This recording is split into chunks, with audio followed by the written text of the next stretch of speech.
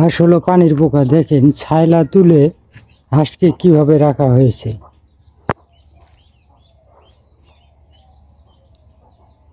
এগুলো হাঁসের বাচ্চা।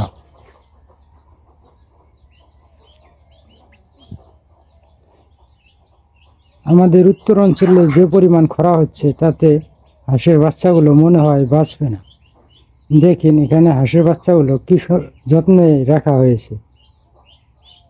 ওই যে কানিতে পুষ্কুনি দিয়ে দেওয়া হয়েছে, সেখানে তারা পানি পান করে।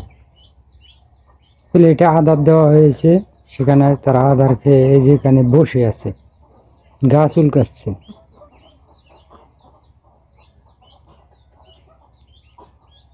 আর এই দেখেন আমাদের অঞ্চলে যে পরিমাণ খরা হয়েছে, মাটি পর্যন্ত ফেটে গেছে।